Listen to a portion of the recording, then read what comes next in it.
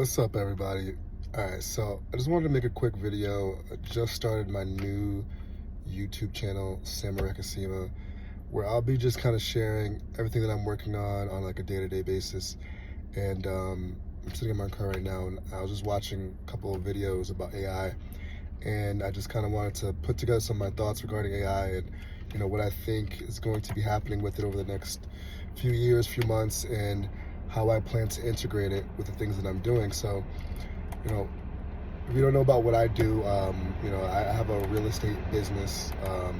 How people buy real estate, sell real estate. I buy real estate as well. I have a few investment properties.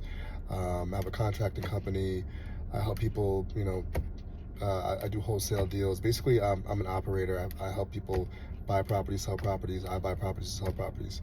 And for me, what I'm trying to do now is scale my my my real estate acquisition company, right? Buying more properties, um, particularly in certain regions. Right now, I'm in the Midwest, is where I'm trying to really build out a portfolio. So I'm trying to figure out how I'm going to scale it, and I've decided that I'm going to really try to embrace AI and try to use AI with everything that I'm doing.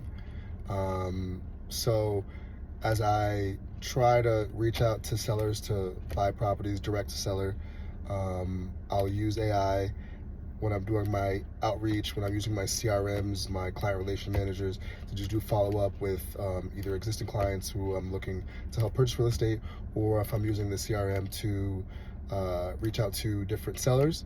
I want to make sure that I'm using AI every step of the way, even on the outreach. I'm probably going to do some direct mail. I also want to start a newsletter. Really, just figure out different ways just to connect with people, touch people, and then integrate into my businesses and really see how that works. I think we're just at the tip of AI. I was just watching a video where it says, Mark Cuban, I think he said, the next trillionaire could be somebody who's just sitting in their basement who's really good at using AI.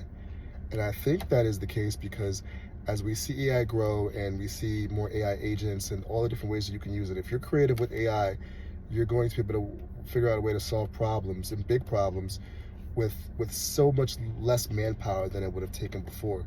So for me, I really want to figure out how I can use AI in my current businesses to make things easier for me, but also be able to scale it and make it more cost effective. So what I'm going to be doing over the next probably couple weeks is just looking at different softwares, looking at different AI agents, AI tools where I can start just kind of playing around with them and then testing different things and seeing what the feedback is like and seeing what the results are like and where there's opportunities to scale it, or maybe this isn't a niche that's that where it's not needed. And to that being said, I saw another article where it said that the next 40 jobs that are most likely to be lost to AI, right? Areas that are gonna, really lose a lot of jobs. I think a lot of white collar jobs, especially in the service industry, it's just gonna be cheaper to have AI do a lot of the tasks that some of these people are doing. So I think that area is actually gonna be hit the hardest. And one of the areas where I think going forward are going to basically make people a lot of money are trades.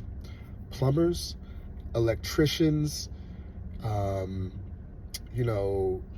anyone who's doing some type of trade, especially as the older generation is actually starting to retire.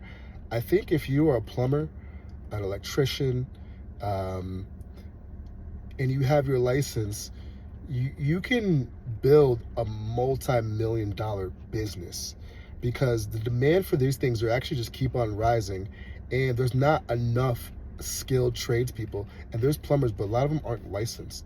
So if you have your license and you're actually going to be able to create a business, you can make millions. Honestly, I think if you were to get your plumber's license right now, electrician's license, you're going to make minimum 250K for the next 2 or 3 years, after you've got some skills and experience. And then you have the potential to make millions because now that you have your license, you can bring in other people under you, and now you actually have a business. And you don't have to be the one who's actually doing all the things after you've actually got your license and you've created a business, because now people are going to be reaching out to you to do different services. And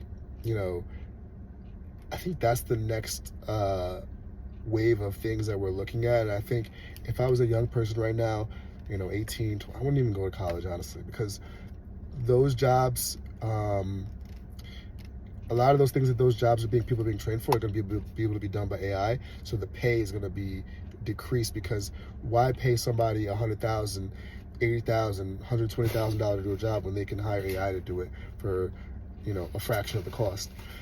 Whereas in plumbers, you're always going to need a plumber. You're always going to need an electrician. You're always going to need,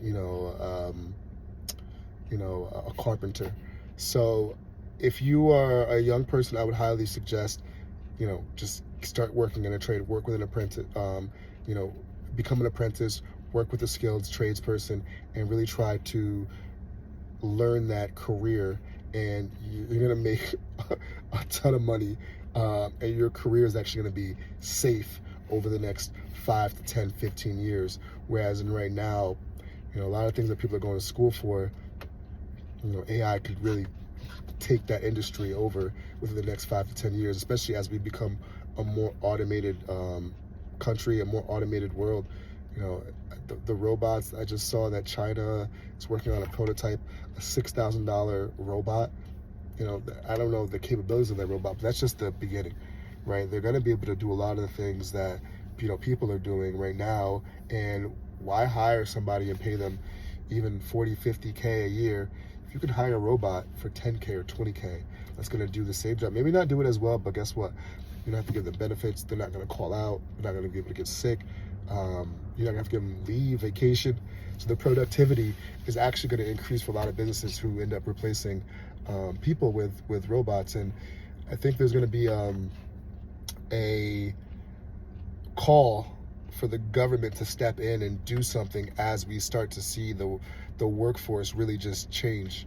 And you're gonna probably see something like a universal basic income or subsidies from the government, where a lot of people, if they're not retrained, as these industries are becoming more automated and AI is taking over, people are not going to have the skills to enter the workforce and be able to find jobs that are paying them what they were paying before.